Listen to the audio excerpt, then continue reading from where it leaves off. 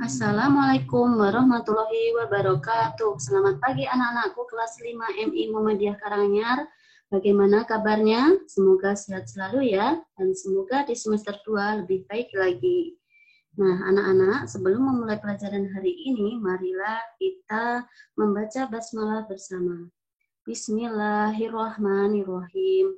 Anak-anakku, hari ini kita memulai pelajaran di semester 2 ini dengan tematik muatan pelajaran IPA, tema 6, panas dan perpindahannya, yaitu tentang suhu dan kalor. Nah, sebelum Bu Guru mulai pelajaran hari ini, akan Bu Guru sampaikan terlebih dahulu tujuan pelajaran.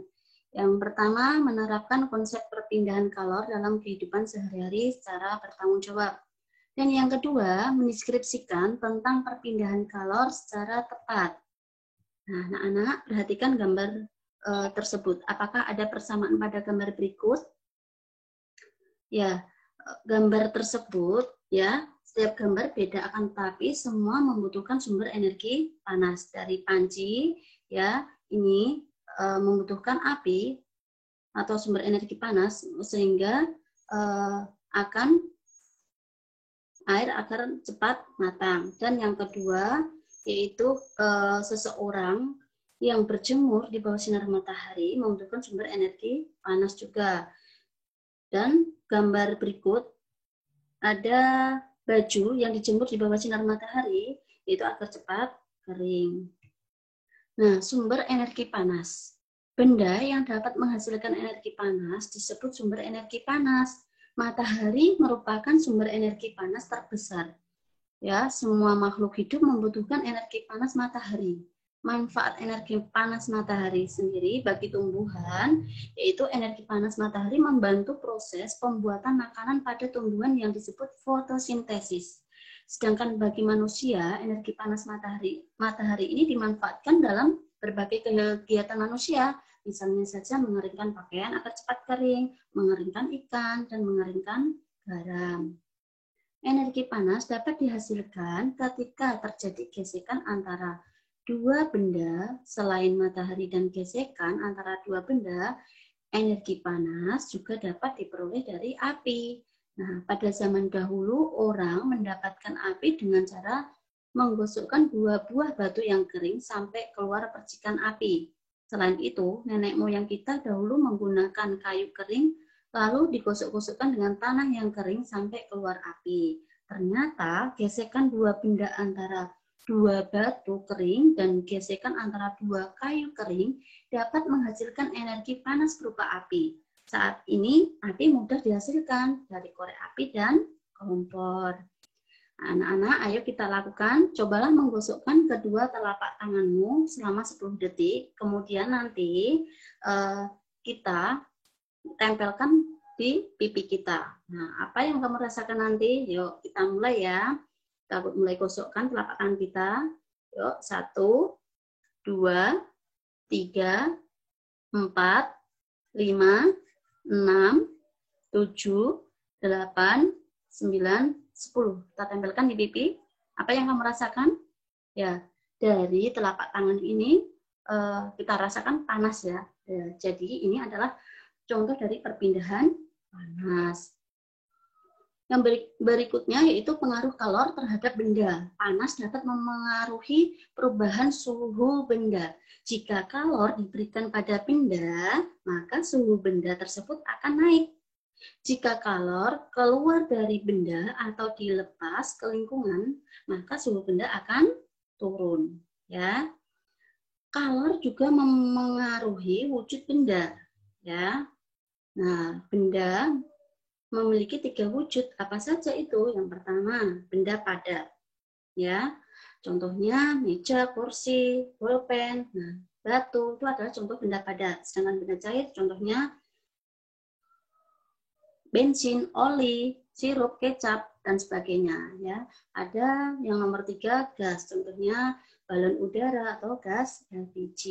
Ya, jadi benda memiliki 3 wujud. Yang pertama padat, cair, dan gas. Ya, perubahan wujud benda karena pengaruh kalor. Nah, apa saja itu? Yang pertama, membeku.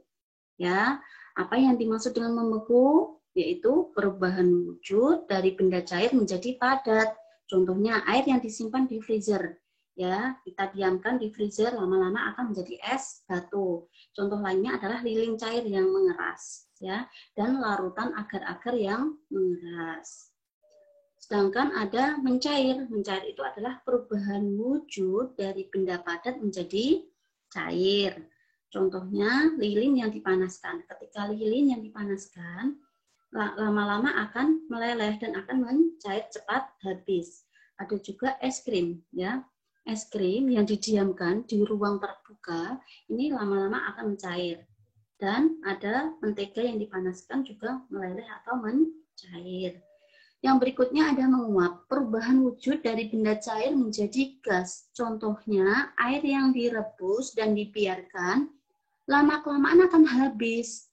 Dan ada parfum juga yang disemprot ke ruangan dan air yang menguap ketika dijemur di bawah sinar matahari. Anak-anak ketika membantu ibu menjemur pakaian, anak-anak bisa melihat ketika baju yang basah tersebut kita jemur, kemudian juga akan menguap, ya. Dan ada mengembun, yaitu perubahan wujud dari benda gas menjadi cair. Ya, ulang kembali, mengembun adalah perubahan wujud dari benda gas menjadi cair. Contohnya titik-titik air di daun pada pagi hari. Ketika malam hujan, kita bisa melihat dedaunan tampak ada titik-titik air. Nah, ini namanya mengembun. Ada dinding luar gelas menjadi basah saat gelas diisi air es. Ketika kita minum air es, pasti gelas di bagian luar akan menjadi basah. Dan ada menyublim. Menyublim ini adalah perubahan wujud dari benda padat menjadi gas.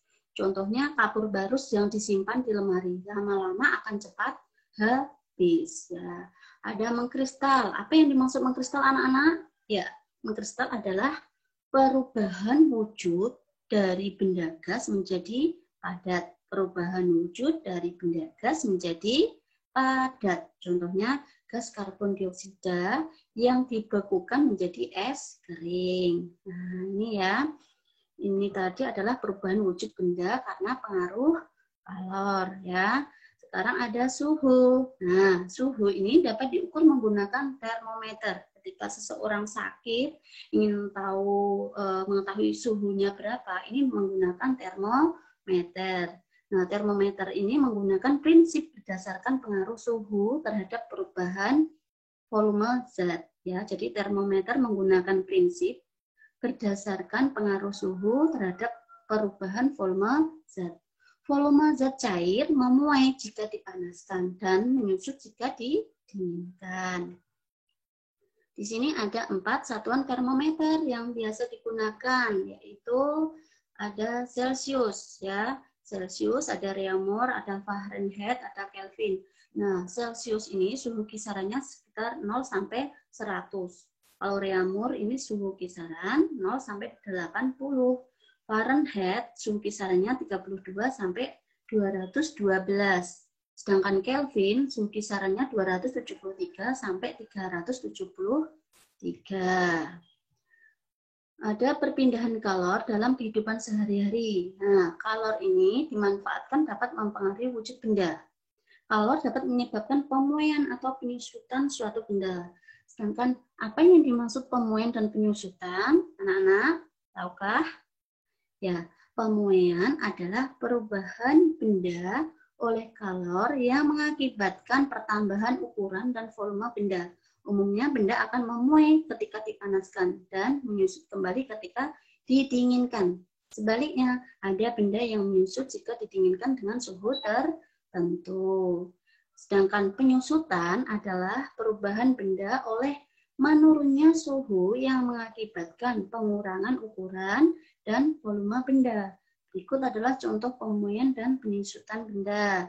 Di sini contohnya pemuaian pada rel kereta api, ya. Pemasangan rel kereta yang bercelah ini dapat mencegah rel melengkung saat terjadi pemuaian, ya.